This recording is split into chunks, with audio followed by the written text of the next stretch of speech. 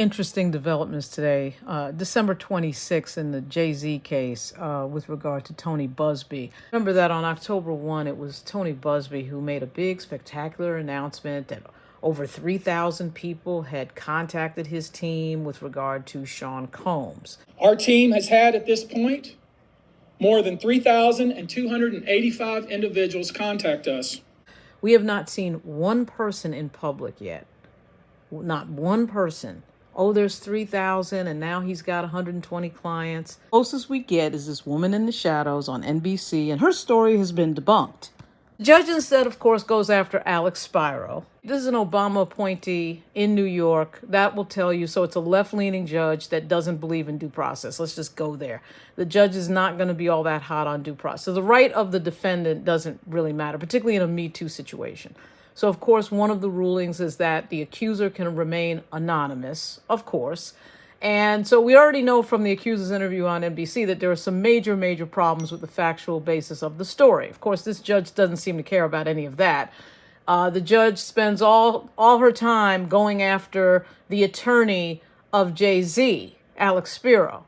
The person who's doing ad hominem attacks, of course, is Buzbee. He's just using the court system to do it. The announcement that we were pursuing these claims, the floodgates opened.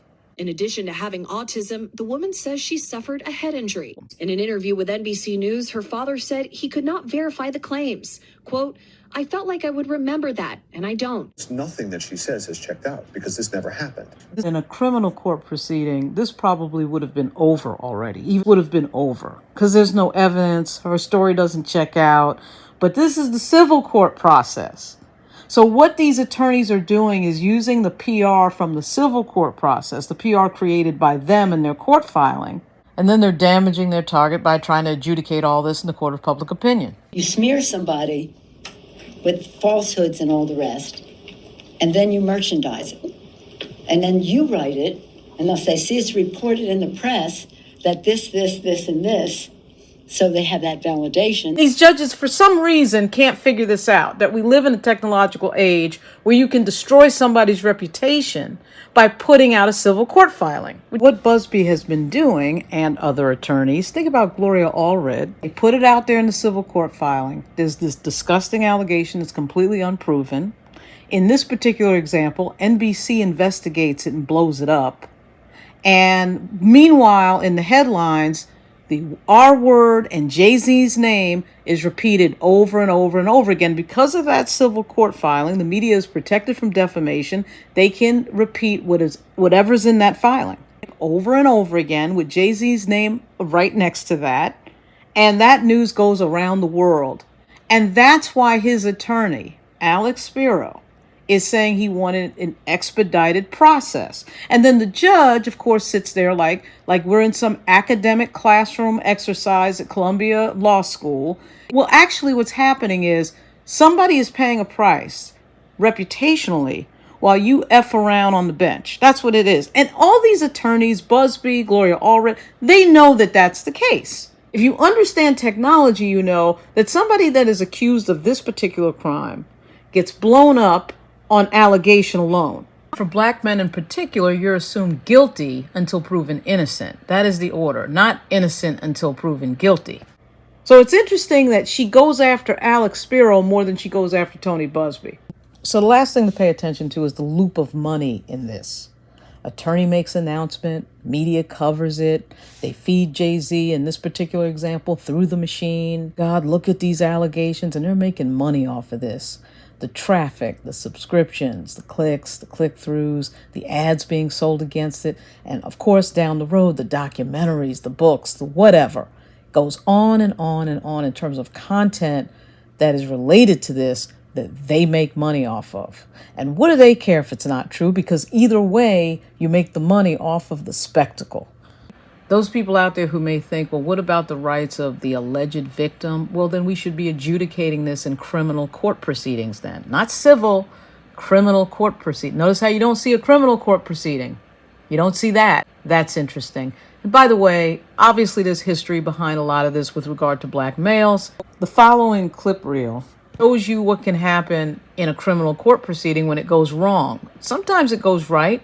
Look, I come from a family of law enforcement, so sometimes it does go right. Sometimes bad guys are put in jail, and that's a good thing. But look at this next clip reel. The patterns in the history cannot be denied. After 40 years, I'm finally going to get closer to this and clear my name. Words of a wrongly convicted man determined to move on with his life.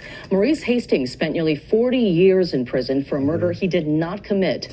For the first time in 40 years, Chesapeake native Roy Watford III is a free man. Chesapeake man has been exonerated after being convicted of rape more than 40 years ago. That wrongly convicted him of murder.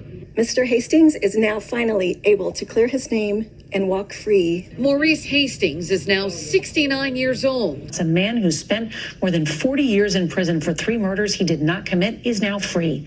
A Missouri judge ruled that Kevin Strickland, now 62 years old, was wrongfully convicted. The judge and lawyers praised Denny for steadfastly maintaining his innocence over 3 long decades, even though making a false guilty plea would have meant an earlier release. How long were you in prison?